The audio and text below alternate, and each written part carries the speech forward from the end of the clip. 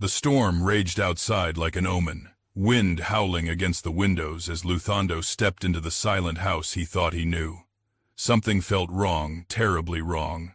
The lights flickered, the air thick with a strange unease. Then he heard it. Water splashing, frenzied and violent, coming from the bathroom at the end of the hall.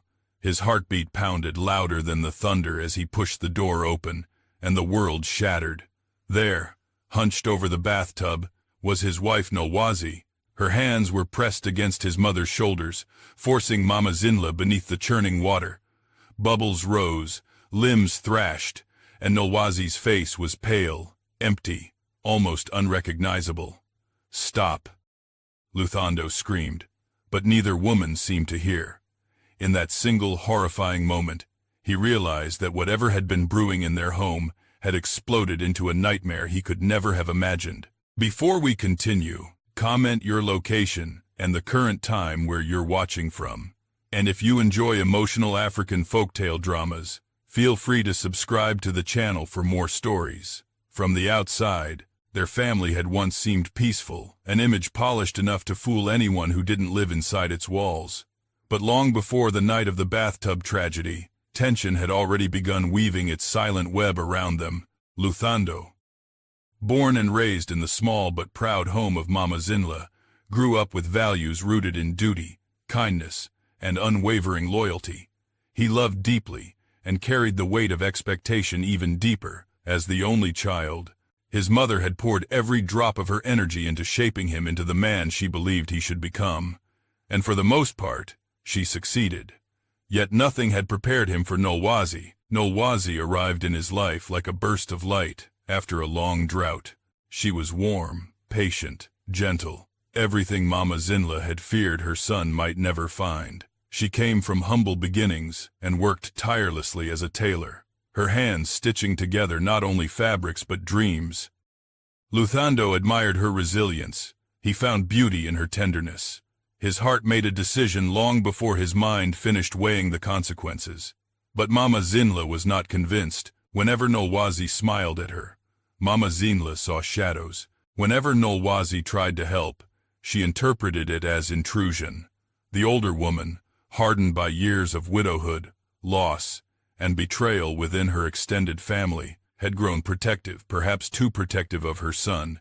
She scrutinized every gesture Nolwazi made, as though waiting for proof of hidden intentions. In the early days after the wedding, Nolwazi tried desperately to win her mother-in-law's trust.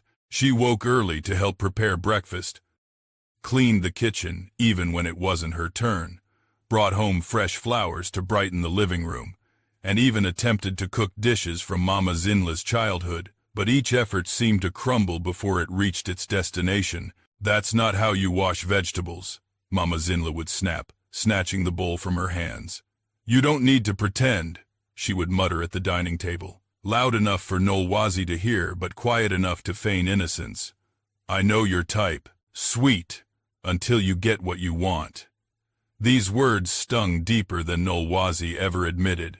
She hid her feelings from Luthando, not wanting to burden him or make him choose sides.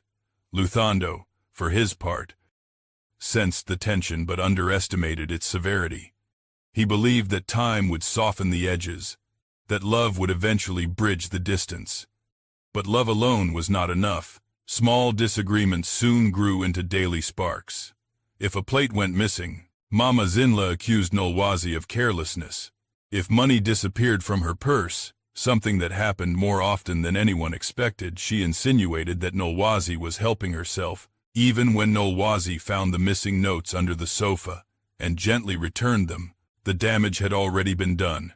"You think I'm senile," Mama Zinla snapped. "No, Mama, don't call me that." The refusal to accept the word Mama became one of the deepest cuts. Nolwazi swallowed her pain and tried again the next day, and the next, but every attempt met the same cold wall. Gradually, Nolwazi began withdrawing into herself. She spoke less at dinner, avoided crossing paths with her mother-in-law in the halls, and spent longer hours in her small sewing room. Sometimes, she sat on the edge of the bed long after midnight, her hands trembling without explanation. Memories she thought she had buried were creeping back into her life. Memories of a childhood steeped in fear, raised in a home where anger lived in every corner, and where she had learned to tiptoe around violence. Luthando noticed, of course. He held her tightly at night, asking, "Are you okay, my love?" She always answered the same, "I'm fine, just tired." But Mama Zinla read her silence differently. "To see you sulk around all day, it's disrespectful," she said one morning. "I'm not sulking," Nolwazi murmured. "I'm just what? Waiting for me to die so you can take the house." The accusation cut through the air like a blade. Nolwazi choked on her breath, unable to respond. The relationship deteriorated in small, painful doses, too bitter to swallow, too confusing to escape. And yet, none of them realized that someone else was quietly fueling this fire from the shadows. One afternoon, a vase shattered in the living room while Mama Zinla slept in her room, and Nolwazi was outside hanging laundry. They returned to find the pieces on the floor. "You broke it to make me look forgetful," Mama Zinla hissed. "No, I didn't. Liar." Another morning. The jar of medicine Mama Zinla relied on her heart tablets vanished without explanation. Nolwazi tore the house apart searching for it. They eventually found the jar behind the refrigerator, an impossible location unless someone intentionally hid it there. "So now you're trying to kill me," Mama Zinla accused. "Mama, why would I ever? Don't call me that." Luthando tried to intervene. He tried to reason with his mother, soothe Nolwazi's tears, and convince himself the situation was merely a phase. But the truth was beginning to weigh on him. The laughter that once filled their home had quietly faded. Dinner conversations became tense silences. Even walking through the hallway felt like navigating a battlefield. And still, something darker stirred beneath the surface. A week before the bathtub incident, Nolwazi found the door to her sewing room slightly open when she was certain she had closed it. Her fabric rolls were misplaced. Her scissors were missing, only to turn up later under the cushions of the living room sofa. She felt watched. She felt unsafe. And yet she couldn't explain why. That same week, Mama Zinla began keeping her bedroom door locked during the day. She whispered to neighbors that something was wrong with her daughter-in-law. She even approached the local pastor and asked him to pray against wicked spirits in the house. The situation deteriorated so quickly that even Luthando began to question his own perceptions. He wanted to believe in harmony. He wanted to believe his wife was good and his mother was fair. But the constant friction left him exhausted, and exhaustion breeds doubt.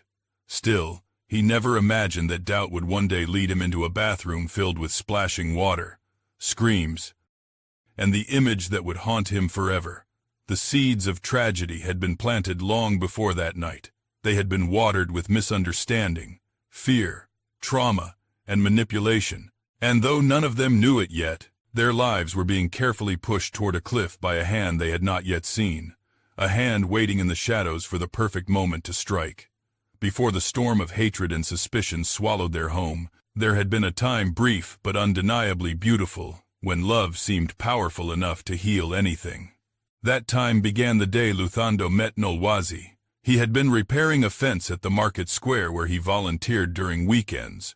Nolwazi, carrying a heavy bundle of fabric for her tailoring business, tripped near the entrance. Without hesitation, he rushed to help her gather the scattered material. Their eyes met, and something warm bloomed in that fleeting moment, a connection neither of them fully understood yet.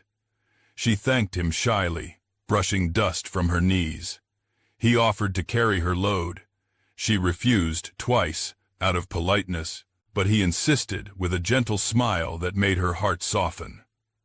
What started as a small gesture unfolded into a conversation, and the conversation stretched into an invitation for tea, and tea became the doorway to a love neither had been looking for but both desperately needed. Luthando admired the resilience in her eyes. Nolwazi admired the gentleness in his hands. Their love grew quietly but steadily, like a seed taking root in forgiving soil. Nolwazi came from a background she rarely spoke of, one painted with loss, hardship, and fear. She had been raised by a fragile mother who endured more pain than anyone should, and Nolwazi carried that grief like a hidden scar. Still, she hoped for a future that would look nothing like her past. Luthando became that hope, but hope is a fragile thing. When Luthando introduced her to his mother, he had believed, perhaps naively, that their love would overshadow social expectations, class differences, and the unspoken rules of tradition. Mama Zinla, however, saw Nolwazi not as her son's blessing, but as a threat. "Women who appear out of nowhere, be careful," she warned him after their first meeting. "She didn't appear out of nowhere, Mama," he insisted gently. "I met her at the market." "That's what all men think," she muttered, tightening her shawl. "Then one day she takes everything, and you wonder what you did wrong." Her words stung, but Luthando believed time would change her mind. Still, when he announced the engagement, she refused to attend the celebration.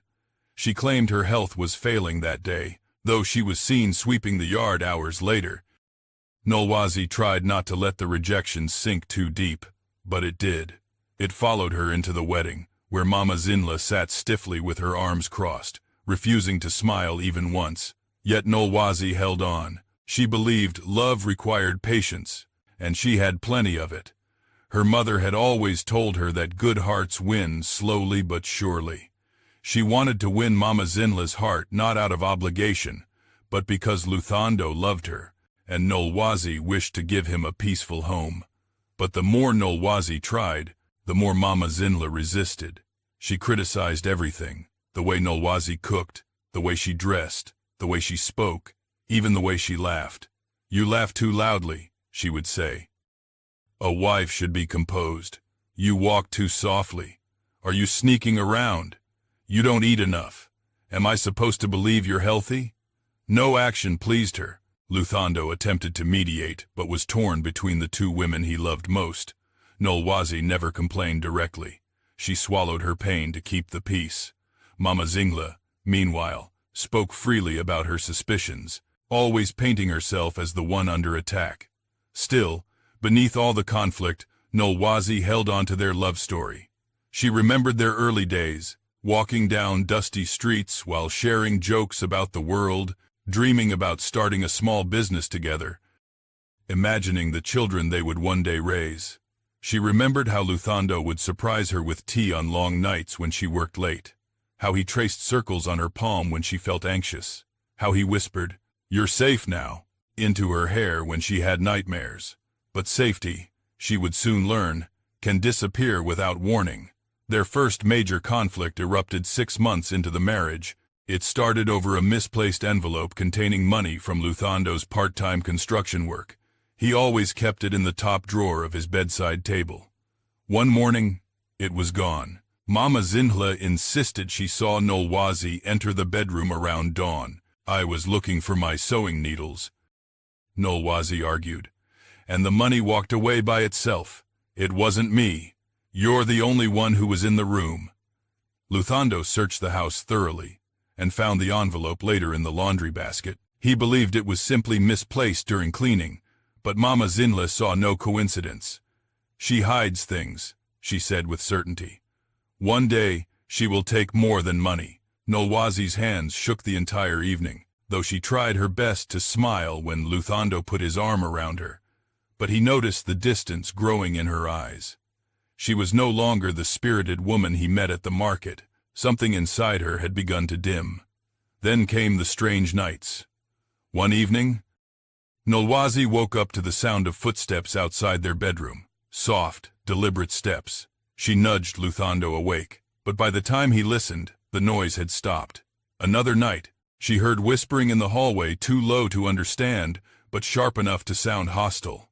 When she opened the door, no one was there. She wondered if stress was making her imagine things. But then, Mama Zinla started complaining about missing items, her prayer beads, her reading glasses, her necklace. She accused Nolwazi every time. Luthando defended his wife at first, but repeated incidents wore down his confidence.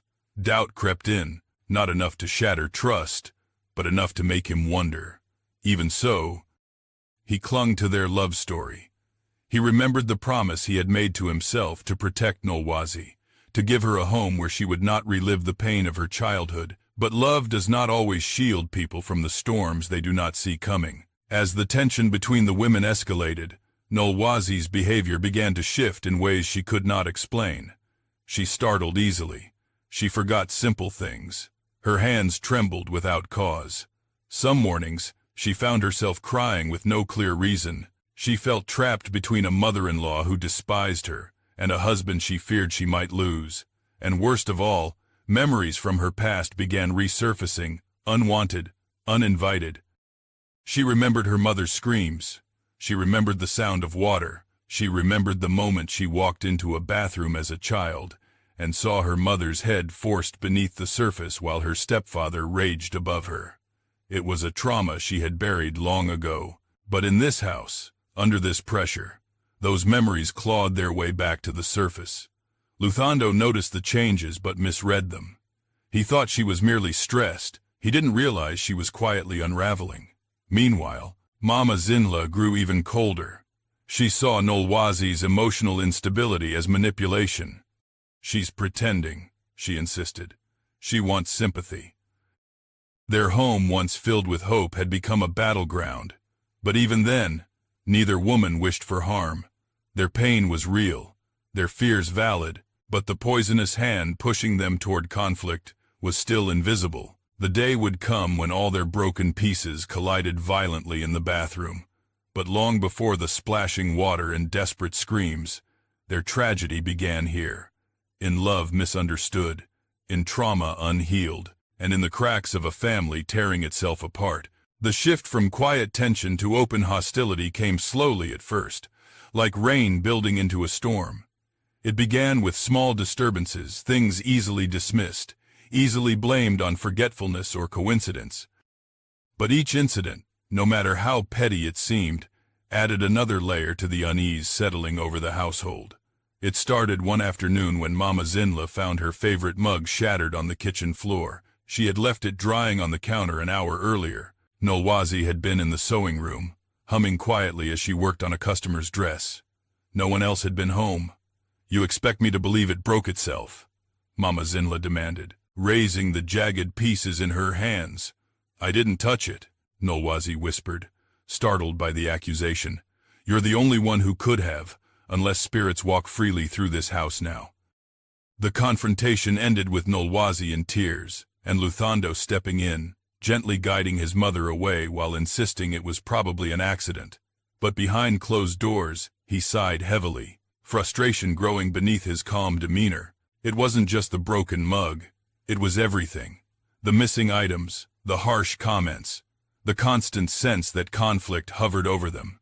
Still, he tried to believe the best of both women. His mother, a strong woman hardened by life's tragedies. His wife, a soft-spoken soul who rarely raised her voice.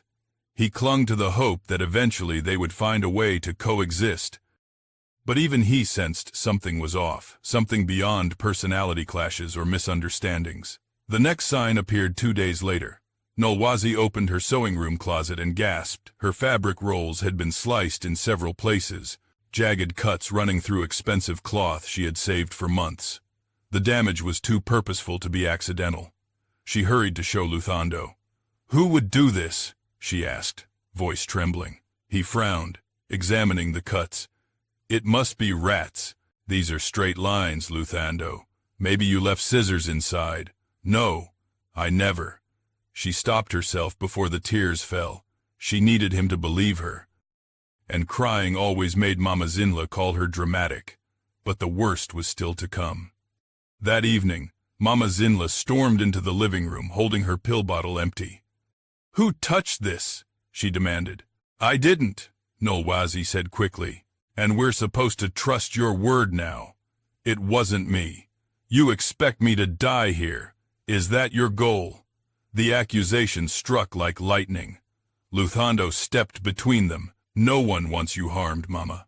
Please calm down." "She wants me gone," Mama Zinla shouted, pointing directly at Nolwazi. "Ever since she entered this house, things disappear, my money, my belongings, my peace." Nolwazi felt her body go cold. as though she were watching the scene from outside of herself. "I would never harm you," she said, voice cracking. "Why would you think that?" "Because I saw you near my room this morning. Don't pretend you don't know." Nolwazi shook her head. "I was looking for the laundry basket.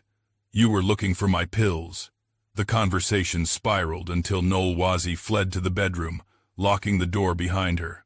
Inside, she broke down in a way she had not allowed herself to before. She felt powerless. She felt hunted. The house no longer felt like a home. It felt like a cage. Meanwhile, Mama Zinla muttered to herself in her room, pacing anxiously. Her suspicions were no longer whispers. They were convictions. She believed Nolwazi wanted to erase her, remove her from her son's life. Fear wrapped around her thoughts like thorns, piercing deeper each day. And yet, neither woman could see that they were being pushed from the shadows. 2 nights later, the house experienced its most disturbing incident yet. At midnight, a loud crash echoed through the hallway. Luthando sprang awake, his heart pounding. Nolwazi clutched his arm. "There's someone in the house," she whispered. They crept out of the bedroom and found the hallway mirror shattered on the floor. The frame lay twisted, as though ripped from its hooks. The shards reflected fragments of their frightened faces. "How did this fall?" Luthando asked. "It didn't fall," Nolwazi said. "Someone pulled it down." Before they could investigate further, Mama Zinla appeared at her doorway, breathless. "My mirror!" she cried. "Why would you break it?" "We just got here," Luthando protested. "She did it." Mama Zinla pointed at Nolwazi, eyes wild. "She hates me. She wants to curse me." That night, Nolwazi refused to sleep. She sat on the edge of the bed, arms wrapped around herself, trying to steady her breath. "I feel like someone is watching me," she murmured. "Every time I'm alone, I hear footsteps. I hear whispering. I swear someone is in the house, Luthando. I swear I'm not imagining this. Munning." He held her, stroking her back, but his eyes drifted toward the door. He, too, felt the unsettling presence lingering in the air. The next morning confirmed Nolwazi's fear. Her sewing scissors, missing for days, were found under Mama Zinla's pillow. The older woman screamed when she discovered them. "See? She wants to kill me in my sleep." "I didn't put them there," Nolwazi cried. "You're dangerous." And just like that, the fragile thread between them snapped. Nolwazi stopped trying to defend herself. Mama Zinla stopped pretending she wanted peace. Luthando began sleeping less, his face hollow with fatigue, but hidden behind the escalating chaos was a truth none of them understood. Someone was orchestrating this unraveling, a hand none of them saw, a presence moving between rooms, leaving destruction behind like footprints. One afternoon, as Nolwazi walked through the marketplace, a man bumped into her too intentionally to be accidental. When she turned, he vanished into the crowd. She felt her skin prickle. She had seen him before, lurking near their house, watching her from afar, disappearing whenever she tried to approach. She told Luthando, but he brushed it off. That same evening, Mama Zinla received a folded note slipped under her door. "She will finish you. Be careful." The handwriting was jagged, unfamiliar, the message short, terrifying. Mama Zinla's fear deepened into paranoia. She began locking her door even during the day. She kept her phone hidden and her purse clutched close. Nolwazi began losing her grip on reality. Sometimes she felt a shadow behind her when she stood at the sink. Sometimes she heard someone breathing near her sewing table. She found doors open that she had closed, windows unlocked that she knew she had secured. She began doubting herself, her memory, her sanity, her very place in the world. The house itself felt alive, pushing them further apart. By the end of that week, all 3 members of the family were living in silent dread, each believing a different truth, each slipping deeper into emotional exhaustion. What none of them realized, what none of them could even imagine, was that someone else was moving among them, setting traps with precision, feeding fear into the cracks of their hearts. That unseen presence had only just begun preparing them for the tragedy that would soon unfold in the bathroom.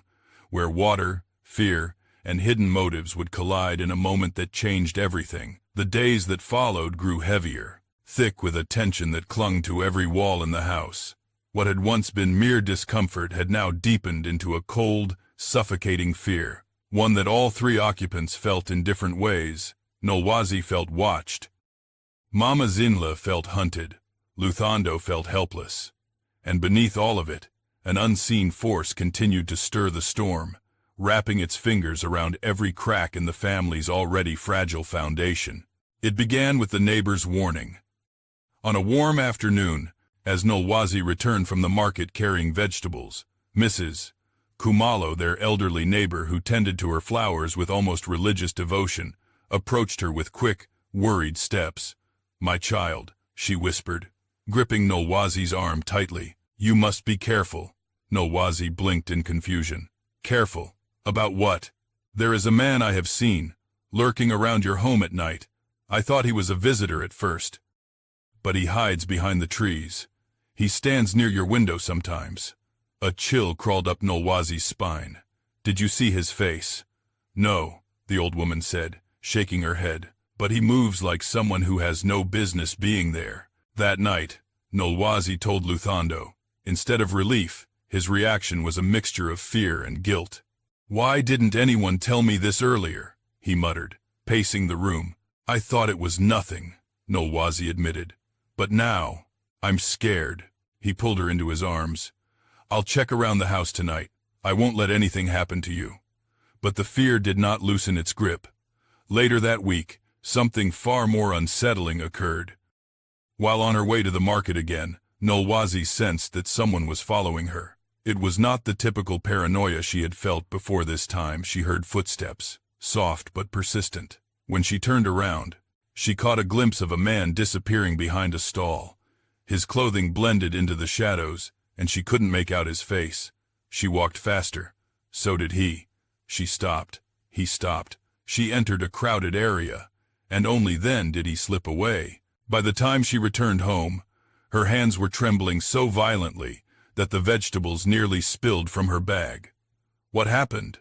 Luthando asked, concern tightening his features. "There was someone," she whispered. "He followed me." "I'm sure of it." He tried to calm her, but even he couldn't shake the chill of dread settling over him. And yet, without evidence, without a face or a name, there was nothing he could do, nothing he could report, nothing he could protect them from, except with words and presence. But presence alone wasn't enough. Over the next few days, strange disruptions in the house multiplied. A chair appeared, moved in the middle of the living room when all three insisted they had not touched it. The back door, always locked, was found slightly ajar at dawn. A spoon clattered in the kitchen when no one was inside. Nolwazi woke one night, convinced she had heard footsteps outside her bedroom door. Heavy and slow, she shook Luthando awake. He listened, but heard nothing. "You're exhausted," he murmured. "Maybe it's your nerves." But she could feel it. Someone had entered the house. Someone had watched her sleep. Even Mama Zinla began sensing something beyond Nolwazi's supposed mischief. She started hearing knocking sounds at odd hours. Once, she woke to the uneasy feeling that her bedroom door had been opened while she slept. She began locking it every evening and placing a chair against it, not because she trusted Nolwazi, but because something told her that danger lurked beyond more than one source. Still, in her fear, she blamed only one person, her daughter-in-law. The worst blow came when Mama Zinla discovered her prayer beads scattered across the bathroom floor. Some beads cracked as if stomped on. "My sacred beads," she wailed, lifting them with trembling hands. Nolwazi stood in the doorway, stunned. "I didn't do that. You expect me to believe you when destruction follows you like a shadow. I wasn't even in the bathroom today." Luthando stepped between them. "Please, enough." But the argument only worsened when Mama Zinla held up her phone and revealed a message she had received earlier that morning. "She will bring ruin to your home. Watch her." The sender was unknown. Nolwazi's heart plummeted. "Why would someone send you that?" "Very." "Because they see what I see," Mama Zinla snapped. The seed of paranoia had taken firm root inside her. In her mind, everything connected back to Nolwazi. Every noise, every missing item, every unsettling disturbance in the home. Even the shadowy man now had a role in her imagination, an accomplice, a witness, or perhaps someone Nolwazi had invited into their lives. Nolwazi grew quieter. She stopped defending herself as fiercely. She stopped trying to ease tensions. She began to feel as though the world around her was closing in. She felt watched, not only by the stranger but by the walls themselves, by the doubt in her husband's eyes, by the hatred in her mother-in-law's voice. She began to question her own sanity. Sometimes she forgot simple tasks. Sometimes she walked into a room and couldn't recall why. Sometimes she thought she heard someone calling her name soft, taunting, close. One morning, she awoke with scratches on her arm, thin, straight, as though etched with something sharp. She stared at them, horrified, because she could not remember how they got there. When she showed Luthando, he cupped her face and whispered, "My love, you need rest. You're under too much stress." But his eyes flickered with uncertainty, and Nolwazi felt that flicker like a knife. Meanwhile, Mama Zinla's own fear continued to escalate. She began carrying a wooden spoon in her pocket, muttering prayers beneath her breath, as though warding off evil spirits. One afternoon, she confronted Nolwazi directly in the living room. "You think I don't know your game," she hissed. "I don't have a game," Nolwazi whispered. "You want my son all to yourself. You want me gone. That's not true. You can lie to him, but you cannot lie to me. I will not let you destroy this family." Her voice shook not with anger alone, but with genuine terror. And Nolwazi, she simply stood there, unable to fight back, unable to flee. It was that same evening that Luthando heard something strange while walking outside the house. Soft crunching of leaves, footsteps too heavy to be an animal. He turned sharply, hoping to catch whoever had been stalking Nolwazi, but the figure slipped into the night like smoke. When Luthando returned inside, his mind raced with questions. Who was this man? Why was he watching them? Did he have anything to do with the escalating chaos? He didn't know. He couldn't know. And yet, someone somewhere continued tightening the invisible rope around their home. The final sign came 3 days later. Nolwazi entered the kitchen and froze. On the counter sat a torn photograph of her, one she kept cherished in a drawer. Her face had been scratched out entirely, her knees buckled. She knew then, without doubt, someone wanted her to break, and she was breaking. By the end of the week, all 3 members of the household were living in a state of frightened exhaustion, their nerves frayed, their trust eroded. But the truth that a stranger's hand was guiding their destruction remained hidden, and soon, very soon, that stranger's presence would manifest in a way none of them could ignore, pushing them toward the moment when everything would explode in the bathroom. The discovery of the hidden camera was the moment their world truly began to unravel. Until then, every strange occurrence could be blamed on paranoia, clumsiness, or misunderstanding. But this was something none of them could explain away. It shattered whatever sense of normalcy they had been desperately clinging to. It proved that the disturbances in their home were not accidents or hallucinations. Someone was watching them. It happened on a Sunday afternoon.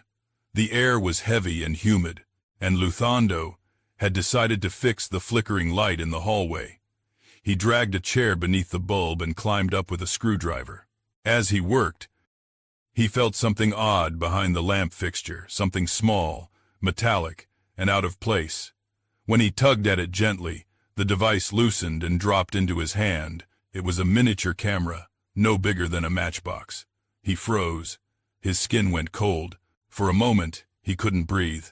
Nolwazi, who had been cleaning in the living room, heard the clatter and came running. "What happened?" she asked, voice tight with worry. He stared at the object, unable to form words. "What is that?" she pressed. He handed it to her silently. She cupped the tiny device in her palm and felt terror crawl through her veins. "A camera," she whispered. "Yes," he said in a hollow voice. "Someone hid this in the hallway. The hallway where every argument, every tense exchange, every private moment had occurred. When they showed it to Mama Zinla, Her reaction was immediate and explosive. "You put this here," she shouted at Nolwazi. "What, no? You want to record me, shame me, destroy my dignity? I didn't even know this existed." "Lies." Luthando stepped in quickly. "Mama, she didn't put it here. Why would she? This was aimed at all of us. Don't defend her. I'm defending the truth." But the truth was far more complex than any of them knew. They called the police. Officers came, examined the device, asked questions none of them could answer. The camera had no fingerprints, no branding, no identifying marks. Whoever installed it knew exactly what they were doing. The officers suggested the intruder might return, so they advised the family to keep doors locked, windows secured, and lights on at night. Their house was no longer a sanctuary. It had become a hunting ground. After the officers left, the three of them sat in the living room, each lost in their own world of fear. Silence stretched thin between them. Finally, Mama Zinla spoke. "This is her fault. Mama, stop." Luthando groaned. "Ever since she came, everything has gone wrong. Now we have people spying on us. Why? Because someone is after her." "That doesn't make sense," Nolwazi whispered, exhausted. "You're bringing danger into my home." "This is my home too," Nolwazi murmured weakly. "Not anymore." The words cut deeper than any blade. Later that evening, Luthando searched the entire house for more devices. He checked behind picture frames, under tables, inside cabinets, along windowsills, and then he found the second camera. This one was hidden inside a decorative bowl on the mantel, its lens perfectly aligned with the living room couch. It had been watching them for weeks, maybe months. Everything, the arguments, the accusations, the tears had been recorded. When Nolwazi saw the second device, she burst into tears. "What if he's been in the house when we sleep?" "I don't know," Luthando whispered, pulling her close. "I don't know anything anymore. He wanted to protect her, but how do you protect someone from an invisible intruder with unknown motives?" Mama Zinla, however, reacted with pure panic. "You see, he's watching us. He's after me. I know it." "No one is after you, Mama," Luthando insisted. "Then who? Who wants to see me suffer? Who wants to see our lives fall apart?" She jabbed a trembling finger at Nolwazi. "It's her. She brought this." Nolwazi broke at that moment. Something inside her snapped quietly, silently, like a thread pulled too tight. She didn't scream or lash out. She simply turned away and sat on the edge of the bed, staring blankly at the wall. Luthando noticed. He approached her carefully. "My love." She didn't respond. "We will get through this." Silence. "Talk to me." Still nothing. He touched her shoulder gently, and she flinched as though burned. When she finally looked at him, her eyes were hollow, empty in a way that frightened him more than anything else. "I'm losing myself," she whispered. "You're not. I can't breathe in this house. We'll fix it. You can't fix what's inside my mind." Her words chilled him. Meanwhile, Mama Zinla barricaded herself in her room. She moved her dresser in front of the door and placed a chair beneath the handle. She even stuffed a towel under the crack to prevent someone from slipping something inside. She prayed loudly, pacing, muttering scriptures as though warding off demons. The tension became so thick that even the air felt hostile. And then came the sounds. Late one night, Nolwazi heard soft footsteps in the hallway, slow, deliberate, approaching her bedroom door. She shook Luthando awake. He sat up, listening. Thud, pause, thud. When he opened the door, no one was there. The hallway lights flickered, and the silence that followed was deafening. 2 nights later, they heard whispering near the bathroom. A soft, hushed voice, male. Luthando ran out, armed with a lamp, but the hallway was empty. The bathroom door creaked open gently, as though someone had just slipped inside. Mama Zinla screamed from her room. "I heard breathing. Someone is outside my door." Every sound in the house now felt like a threat. They installed new locks. They checked windows twice a day. Luthando began sleeping near the door. Nolwazi kept a pair of scissors in her nightstand. Mama Zinla slept with her Bible clutched to her chest. Still, the fear didn't fade. One morning, while Luthando was at work, Nolwazi heard a tapping sound at the kitchen window. When she looked, she saw a shadow move swiftly out of sight. She rushed outside but found nothing but footprints in the dirt, large, heavy footprints that circled the house. When she told Luthando, he didn't doubt her, not anymore. But Mama Zinla interpreted everything differently. "He is after me," she insisted. "He wants to hurt me because she opened the door to him." "That makes no sense," Luthando argued. "It makes perfect sense. She is the reason this house is cursed." Every day, the tension grew sharper. Every night, the unseen presence pushed them closer to breaking. The final breaking point came when Luthando discovered a third camera, this one, inside the bathroom vent. The bathroom, the place where the tragedy would later unfold. Someone had been watching their most vulnerable moments. This time, even Mama Zinla didn't blame Nolwazi. Her face went pale, and she sank into a chair, whispering, "We are not alone here. Someone wants something from us. But what? Why? And who?" None of them understood that the answers were closer than they imagined. Someone had been entering their home. Someone had been moving between rooms like a ghost. Someone had been planting fear with surgical precision. Someone who knew them. Someone who hated one of them deeply. Someone waiting for the perfect moment to strike. And soon, that moment would come. Everything was leading toward the bathroom. Everything was building toward the night when water, rage, fear, and manipulation would collide. And nothing would be the same afterward. Long before the cameras, the shattered objects, and the unseen footsteps, there was a wound inside Nolwazi that had never fully healed, a wound she had buried so deeply that even she believed it was gone. But trauma has a way of resurfacing when life begins to echo the past, and in Nolwazi's case, the echoes grew louder with every confrontation, every accusation, every moment. She felt cornered in a home that was supposed to be her sanctuary. It began with nightmares. At first, they came occasionally, fleeting and disjointed images of water, screaming, and shadows gripping her wrists. Nolwazi would wake with her heart pounding, breath trembling, but convince herself it was merely stress. But as the tension in the house escalated, the nightmares grew sharper, clearer, more vivid. She woke nightly drenched in sweat, the sound of running water ringing in her ears even after she sat up in bed.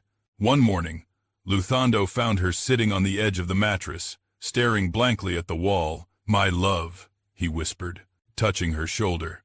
"You didn't sleep again." She nodded weakly. "I keep seeing things." He frowned with concern. "What things?" She opened her mouth, but fear strangled the words before they could escape. Instead, she simply murmured, "Just dreams." But they weren't just dreams. They were memories, ones she had spent her whole life trying to suffocate. The truth began unraveling the day she entered the bathroom and froze. Not because of any intruder, not because of broken items or missing objects, but because the sound of the faucet dripping triggered something deep within her. The rhythmic plink, plink, plink of water hitting the porcelain sent a tremor through her body, and suddenly she wasn't in the present anymore. She was 6 years old again. She stood barefoot on the cold tile floor of her childhood home, watching water swirl in a half-filled bathtub. Her mother, a gentle woman with tired eyes and a soft voice, knelt beside the tub. Behind her stood Nolwazi's stepfather, a man whose temper darkened the entire household. The memory came rushing back in painful clarity. Her mother had whispered, "Please, just stop." Her voice trembling. Her stepfather's voice was a storm of rage, his hands gripping her mother's shoulders, pushing her closer to the water.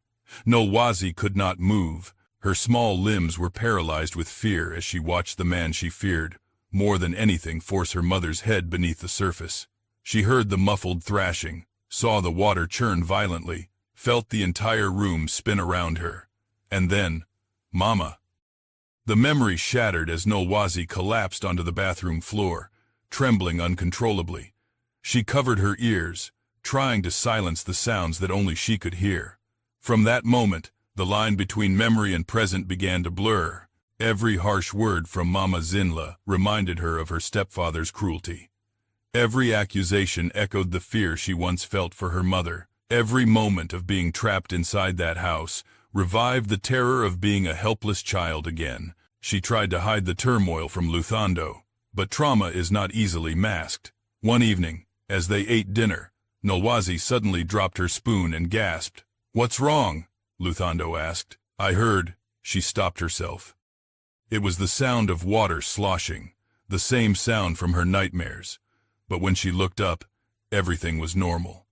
The fear, however, did not leave her eyes. "Are you sure you're okay?" he pressed gently. "Yes," she insisted, forcing a smile that did not reach her eyes. "Just tired."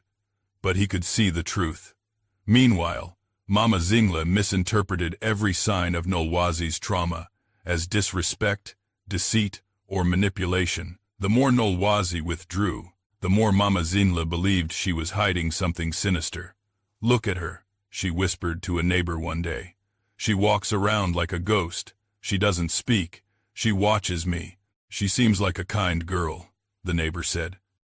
"She is pretending," Mama Zingla snapped. "I know when someone wants to harm me." But in truth, Nolwazi wasn't watching her. She was watching the shadows. She began checking door locks repeatedly throughout the day. Sometimes, she checked the same door 5 or 6 times in an hour, unable to trust that it was truly secure. She jumped at sudden noises. She avoided the bathroom unless absolutely necessary. She even stopped taking long showers, afraid the sound of running water would trap her in another memory. One night, when the power went out, Nolwazi screamed so loudly that the neighbors heard. "It's dark," she cried. I can't see anything."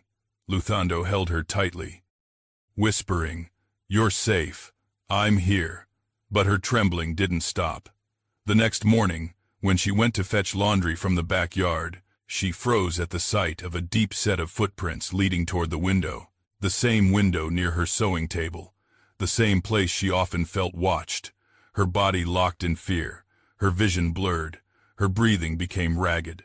She ran into the house, shouting for Luthando. He rushed outside and saw the footprints. Large, heavy, fresh. Something inside him snapped. "This isn't your imagination," he murmured, pulling her into his arms. "Someone has been here. Someone has been watching." His words should have brought comfort. Instead, they triggered something deep and dangerous inside.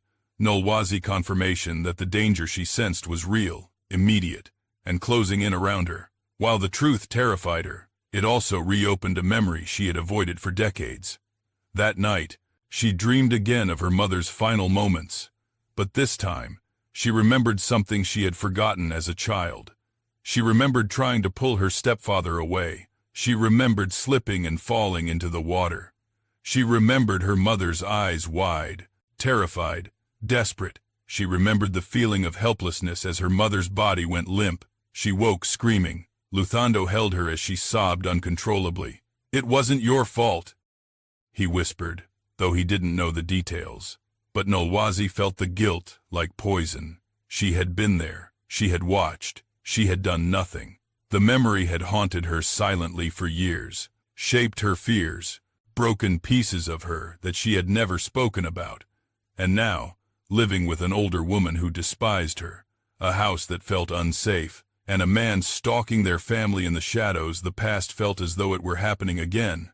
One afternoon, Nolwazi found herself staring into the bathtub, the water reflecting her distorted face. She felt a wave of dizziness crash over her. Her hand trembled as she reached toward the faucet. For a brief, terrifying moment, she imagined someone forcing her beneath the surface. She jerked back violently, gasping. From that day on, she avoided the bathroom whenever possible. She used the guest toilet instead. She washed her face at the kitchen sink. She brushed her teeth hurriedly, avoiding the mirror. The bathroom where water echoed memories had become a place of horror, but the irony was cruel. The bathroom was also where someone unseen, lurking, plotting, had installed a hidden camera. Someone knew the power that water held over Nolwazi. Someone knew her fear. The cracks in her mind widened. The shadows grew sharper. The whispers became louder.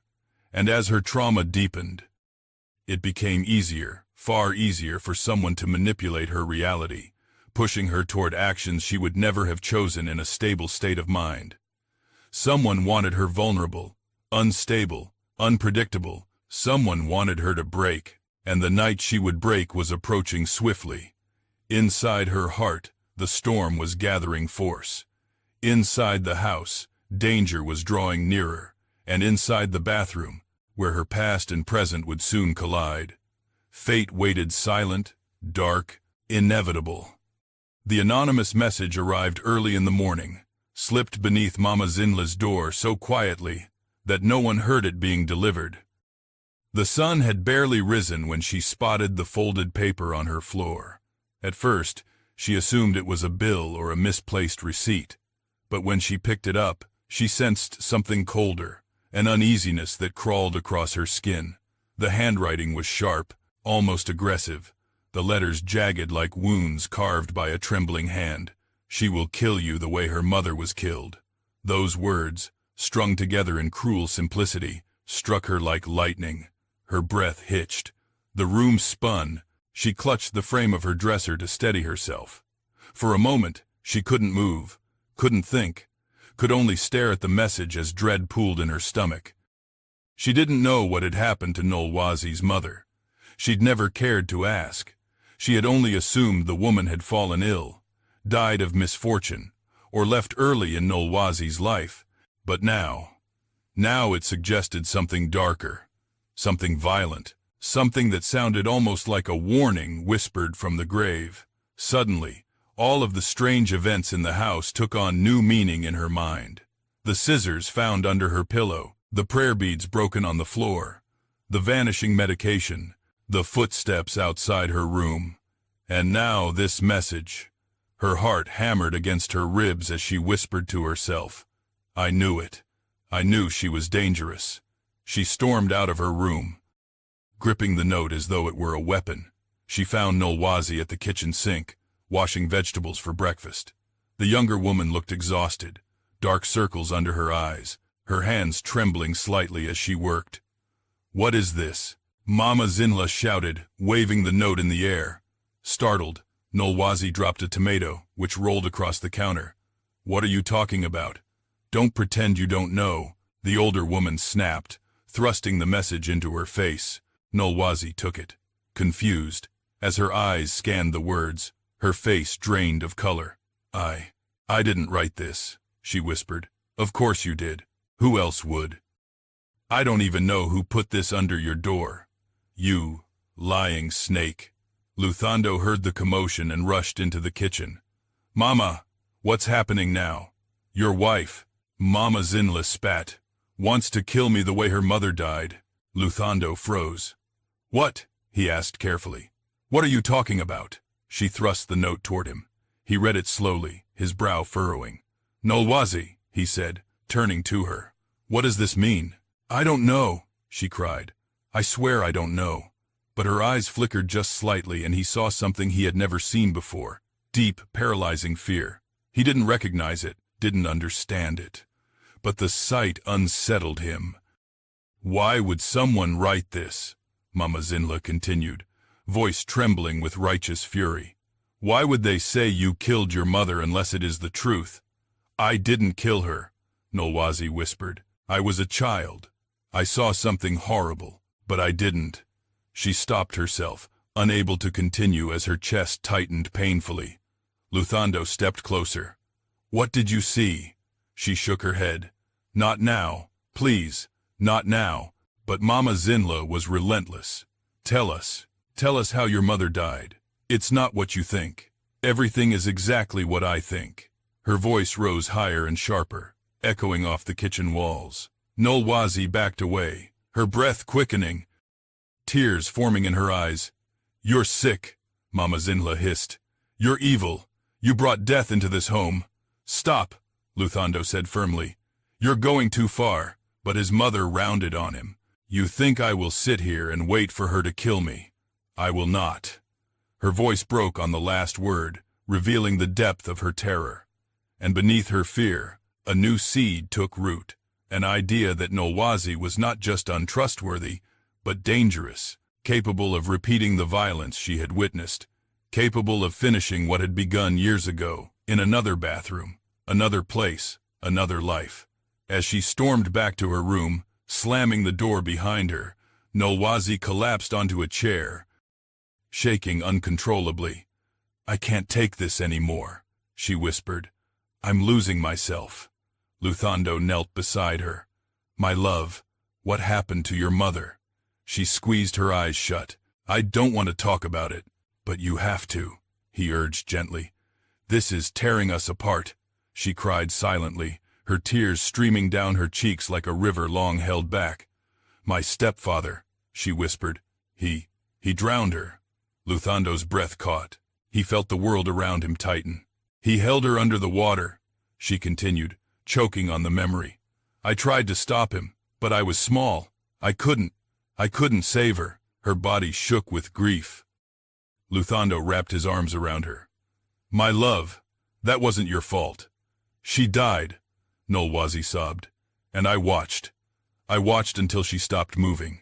As she cried, the bathroom down the hallway seemed to hum in eerie silence, as though it remembered too.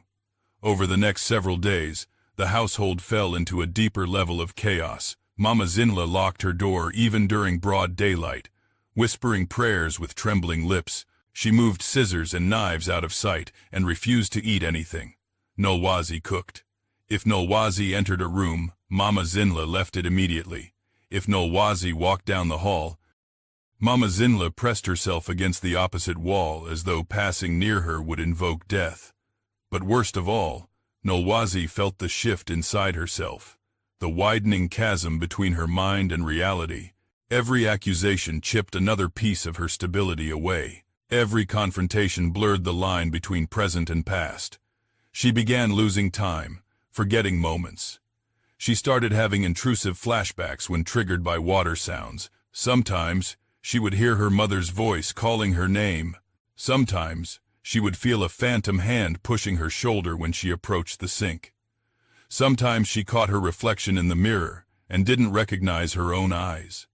Meanwhile, the anonymous tormentor increased their attacks. A second message appeared in the pantry. She wants to finish what she started. Then another. Be careful.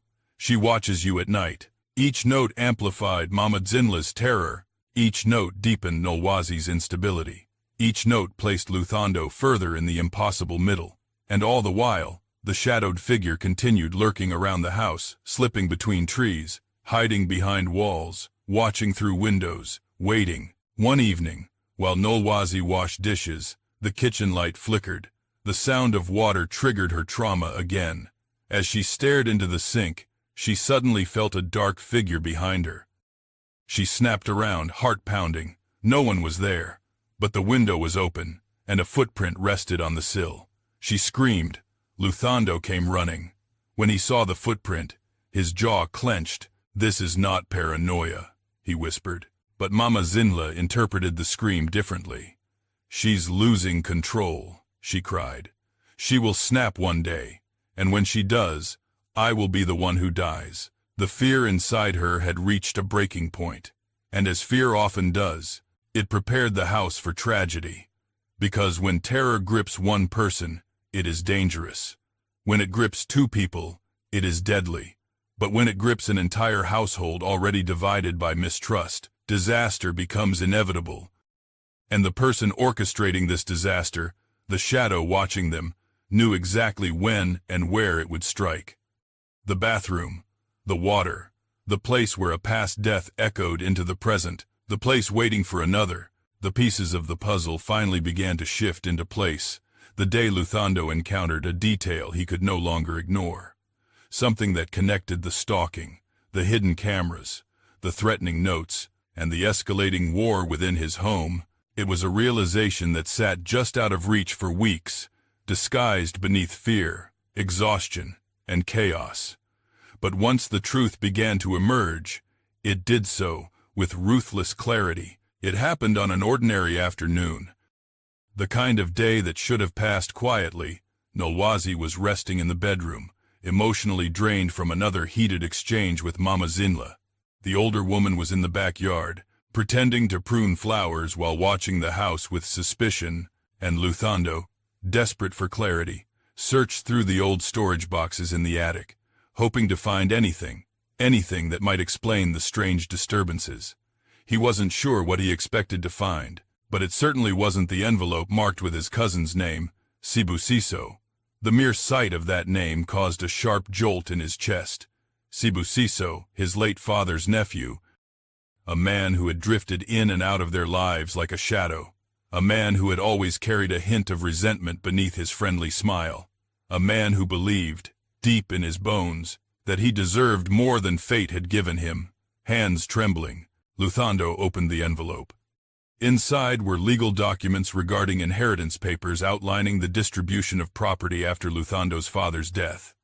Documents stating clearly that Luthando, as the only child, inherited everything. Sibusiso was left with nothing. But the documents weren't what made Luthando's blood run cold. What terrified him was the small piece of paper tucked between the pages, a rough sketch of their house, with several areas circled in red marker. The hallway, the living room, the bathroom, the exact places where cameras had been found. For a moment, he couldn't breathe. His eyes raced across the page as the realization sank in. Sibusiso knew the house. Sibusiso had been inside the house. Sibusiso had been watching them. And suddenly, every strange event, the noises, the missing items, the footprints outside, took on a horrifying new meaning. He stumbled down the attic stairs and went straight to the backyard. "Mama," he called sharply. She looked up, startled. "What is it?" "We need to talk," he said, holding the envelope. Inside the house, in the privacy of the living room, he revealed the documents. Her eyes widened. "Sibusiso, what does he have to do with anything?" "I think he's been inside our home," she gasped. "That boy. But why?" But Luthando had already begun piecing it together. "He was jealous of my inheritance," he said slowly. "He said it many times. He always believed he deserved part of the estate. When Papa died, he begged for help. You refused. I refused because he is irresponsible." Mama Zinla snapped, but her voice trembled. "Are you saying he did all of this? The cameras? The stalking?" "Yes," Luthando said. "I think he wants to break this family apart. He wants me isolated, vulnerable, distracted." "But why target me?" she demanded. "Because you're the last obstacle between him and access to anything he might be trying to manipulate. Because if something happened to you, or if he made it seem like Nolwazi wanted to harm you, it would destroy us completely." As he spoke, his voice quivered with the weight of the truth. "He wants chaos," Luthando continued. "He wants us confused, broken, and he wants Nolwazi to fall apart." "Why her?" Mama Zinla whispered. "Because she's the easiest to manipulate," he replied. "He knows she's fragile. He knows her past. He knows how to push her toward fear." Mama Zinla felt her stomach twist. For the first time, she considered the possibility that she had misjudged Nolwazi, not entirely, but enough to regret her own harshness. "But how could Sibusiso know about her mother?" she asked. Luthando began piecing together the fragments of their misery. "He visited often, during the early months of our marriage," he recalled. "He asked questions about Nolwazi, personal questions. I didn't think much of it at the time. But now it all made sense. The timing of the disturbances, the stealth and knowledge of the house layout, the calculated way each incident drove a wedge deeper between the women, the way fear had positioned Nolwazi as the villain in her own home. "He's been manipulating all of us," Luthando said bitterly, "turning us against each other." Just then, Nolwazi entered the room, eyes puffy from crying. "What's happening?" she asked softly. Both Luthando and Mama Zinla turned to her, and for a rare moment, their expressions were united not in anger, but in shock. Luthando approached her gently. "We found something important." He explained everything: the envelope, the documents, the sketch of the house. As he spoke, Nolwazi's face paled. "Sibusiso," she whispered, "but he was always so polite to me." "That was part of his act," Luthando said. "He knew how to hide his intentions, but why would he do this?" She asked. "He wants to destroy us," Luthando said quietly, "one piece at a time." For a moment, the room was silent. The truth lingered in the air, heavy and suffocating, but something shifted, something fragile but important. For the first time in months, Nolwazi wasn't being blamed. She wasn't being accused. She wasn't being viewed as a threat. Instead, she was part of the same nightmare. Mama Zinla sank into a chair, her hand pressed to her forehead. I didn't want to believe she was truly dangerous. But the notes, the cameras. "She didn't do any of that," Luthando said. "Sibusiso wanted you to see her as the enemy." Nolwazi swallowed hard, tears welling in her eyes. "I never wanted to hurt you," she whispered to Mama Zinla. "I wanted us to be a family." The older woman closed her eyes. "I don't know what to say," she murmured. "I have been harsh, too harsh. But fear blinded me." The apology wasn't spoken aloud, not yet, but something in her voice softened. For the first time, Nolwazi felt seen. But the relief was short-lived, because if Sibusiso had been watching them for months, manipulating every moment, then he wasn't done yet. The chaos he'd created was not an accident. It was a precursor. Something bigger was coming.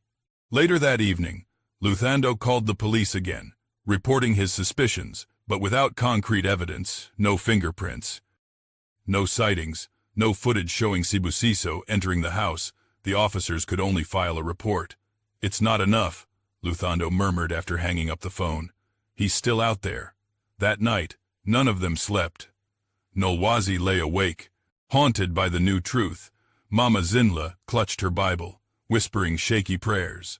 Luthando paced the house, checking locks, peering out windows. Somewhere, in the shadows beyond their walls, Sibusiso watched. He had succeeded in planting fear. He had succeeded in twisting perception. He had succeeded in pushing Nolwazi to the edge. But he wasn't finished. Not yet. He was waiting for the moment when fear would become chaos. When chaos would become violence. And when violence would leave the household shattered forever. And that moment, dark and inevitable, was drawing near. The atmosphere inside the house shifted drastically after the discovery of Sibusiso's involvement. Yet instead of relief, the new awareness only added a sharper edge to the tension, like a knife pressed against a wound that had barely begun to close. Now that they had a name to attach to the chaos, fear took a different form, a form made of flesh, intent, and malicious strategy. For Nolwazi and Mama Zinla, this knowledge did not bring unity. It brought a fragile, uneasy quiet, stretched thin beneath the weight of suspicion and trauma. Luthando attempted to bring calm into the household, but his efforts felt like pouring water on a forest fire. Every corner of the house still held echoes of the past months. The broken objects, the hidden cameras, the ominous notes. Knowing that Sibusiso was behind it all did not erase the emotional scars, and for Nolwazi, the damage had already burrowed deep into her mind. Trauma once awakened was not so easily lulled back to sleep. Things worsened when the incidents escalated in subtle but deeply disturbing ways. One evening, Nolwazi found a single wet footprint on the hallway floor. It wasn't hers. It certainly wasn't Luthando's or Mama Zinla's. It appeared hours after they had all returned home.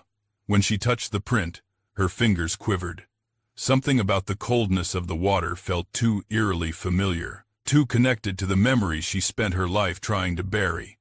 On another night, as the family sat in the living room, the electricity flickered violently. The entire room dimmed, brightened, dimmed again. Mama Zinla gasped and clutched her chest. Nolwazi froze in terror, and when the lights stabilized, the front door, previously locked, stood slightly ajar.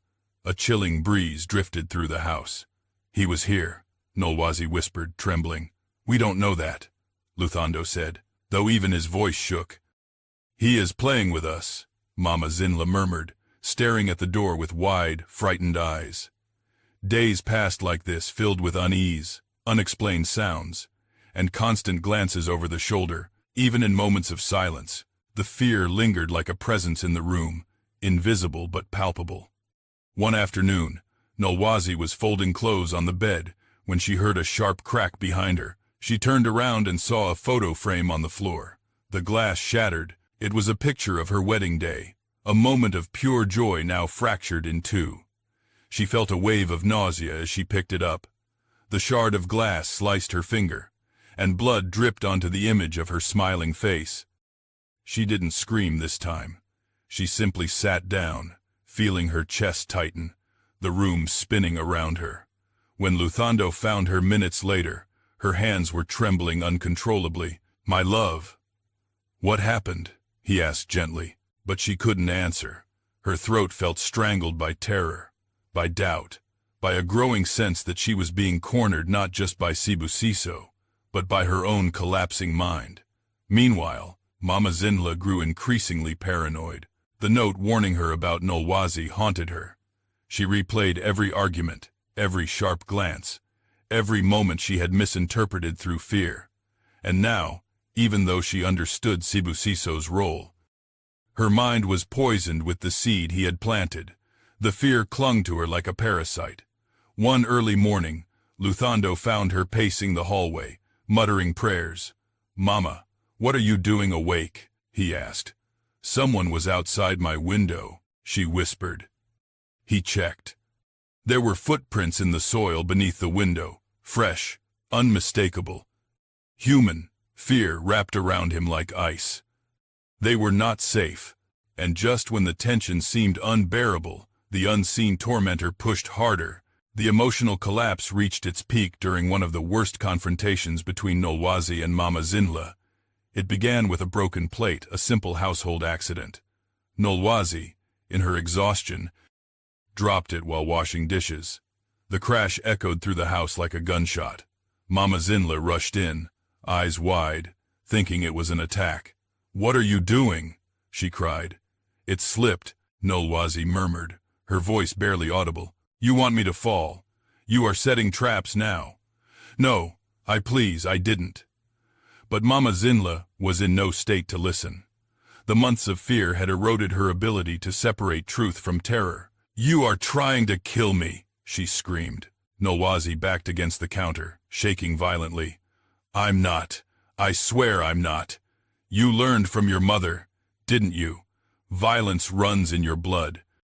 Those words cut deeper than any wound inflicted by Sibusiso's manipulations. Nolwazi froze. Her breathing quickened. The memory of her mother drowning surged into her mind with such force that she gasped aloud, clutching her head. The kitchen tiles beneath her feet seemed to ripple like water. The entire room blurred into a terrifying whirl of sound and color.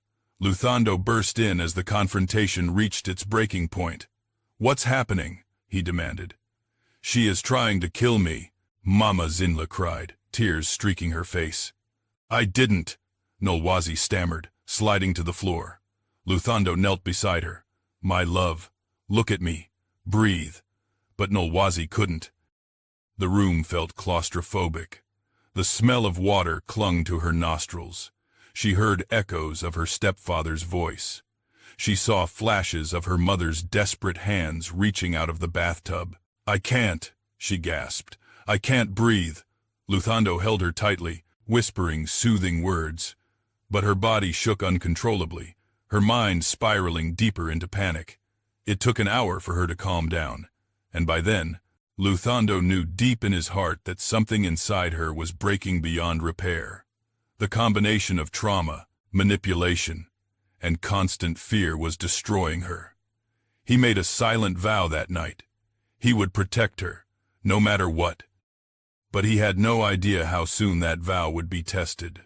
Later that week, a new incident pushed Nolwazi even closer to the edge. She entered the bathroom to retrieve a towel, only to find the bathtub half filled with water, though no one had used it that day. A bar of soap floated on the surface, moving gently back and forth as though recently disturbed. Her breath hitched. She stumbled backward, gripping the sink for support. Her hands began to shake violently, When she leaned over the tub to turn off the tap, she saw something beneath the water, a distorted reflection of her mother's face. She screamed so loudly that both Luthando and Mama Zinla rushed to her. But by the time they arrived, Nolwazi was on the floor, sobbing hysterically. "I saw her," she cried. "I saw my mother." Luthando held her, his own fear growing. "You're exhausted. You're remembering things from your past." "No," she whispered. She was here. Mama Zinla stood at the doorway, trembling. Her fear of Nolwazi, of the house, of the shadow haunting them, all collided into a single chilling thought. The bathroom was becoming a battleground, a place where past trauma and present manipulation collided, a place where fear thrived. And Sibusiso knew this. He had chosen the bathroom deliberately, because he understood exactly what that room meant to Nolwazi. He understood how easily trauma could be triggered, how quickly panic could turn into violence, how perfectly water could become a weapon. Over the next few days, the tension simmered dangerously. Every word exchanged in the house felt like a spark, waiting to ignite something catastrophic. Nolwazi grew more unstable, more fearful, more lost in memories and illusions. Mama Zinla grew more paranoid, more convinced that the danger was internal rather than external, and Sibusiso remained invisible, but his presence grew stronger. He watched, he waited, he prepared the final move, until the moment when all three, fearful, exhausted, and psychologically unraveling, would find themselves in the same place, at the same time. The bathroom, where tragedy would no longer be a memory, it would become reality. The house had become a labyrinth of tension, each hallway a corridor of whispers, each room holding memories too heavy for the walls to bear. And the bathroom, more than any other place, throbbed with an energy so unsettling that even stepping near it made Nolwazi's skin crawl. Yet fate, or perhaps the cruel hand orchestrating everything, ensured that this very room would become the stage for the next escalation, one that would push everyone closer to the brink. It began unexpectedly on an afternoon wrapped in uncomfortable stillness. Nolwazi had spent the morning in bed, staring at the ceiling while her thoughts drifted between fragments of the past and present. Her mind felt like broken glass, each memory sharp, disjointed, and impossible to hold without bleeding. Luthando urged her to rest, but rest had become impossible. Shadows moved in her periphery. Sounds echoed when the house should have been quiet, and the air itself seemed charged with dread. Meanwhile, Mama Zinla sat silently in her room, Bible in hand. Though she had read the same page for hours without understanding a word, fear had seeped into her bones. Every creak of the floorboards, every gust of wind brushing the window, every faint vibration of the walls felt like a threat. Her heart raced constantly, pulsing with a mixture of paranoia and exhaustion. For the first time, she wasn't thinking about Nolwazi's supposed intentions. Instead, she wondered if something far darker, far more evil had been invited into their home. But beneath all that fear, something else stirred inside her. Guilt. Guilt for the harsh words. Guilt for her accusations. Guilt for seeing a monster where there had been a hurting, frightened woman. She had never apologized. She didn't know if she could, but the words weighed on her chest like stones. That weight pushed her out of her room and down the hallway toward the kitchen. Halfway there, she found herself standing near the bathroom door, which was slightly ajar. Something she couldn't explain what drew her closer. Inside, Nolwazi stood at the sink, staring into the mirror with vacant, glassy eyes. At first glance, it seemed like she was simply lost in thought, but as Mama Zinla stepped closer, she realized Nolwazi's reflection looked wrong. Not angry, not fearful. Just empty, like a person whose soul was drifting somewhere between life and memory. "Child," Mama Zinla said hesitantly, her voice softening in a way it never had before. Nolwazi blinked, as if waking from a dream. She turned slowly toward her mother-in-law. "Mama," she whispered, surprised at the gentleness in her own voice. The unexpected peace between them lasted only seconds. Suddenly the light flickered just once, but with enough force to send a chill skittering up both of their spines. The faucet behind them sputtered, then began running on its own, water pouring into the sink even though neither had touched the handle. Nolwazi gasped and stumbled backward, her breath quickening. The sound of water, persistent and rhythmic, pulled her deeper into panic. Memories surged forward, her mother's screams, the violent splashing, the suffocating pressure of water. "No," she whispered, shaking her head. "No, no." Mama Zinla reached for her. "Calm down, my child." But as soon as her hand touched Nolwazi's arm, Nolwazi screamed a raw, terrified scream that echoed through the entire house. "Let go of me," she cried, jerking away. The scream brought Luthando running from the living room. He burst into the bathroom to find his wife trembling uncontrollably, while his mother stood frozen, her hand still half extended. The water continued running behind them, splashing violently into the sink. "What's happening?" he demanded. She frightened me," Nolwazi gasped. "The water, Mama, please don't. I wasn't trying to hurt you," Mama Zinla said, her voice cracking. "I only wanted to help." But the fear in Nolwazi's eyes was too strong. She wasn't seeing Mama Zinla. She was seeing her stepfather looming, angry, dangerous. "Mama," Luthando said gently, "please step outside." "No," she said firmly. "We need to talk. She needs to understand. I don't want her harmed." This isn't the time. I said we need to talk." Mama Zinla snapped, her own frayed nerves breaking. The raised voice triggered Nolwazi instantly.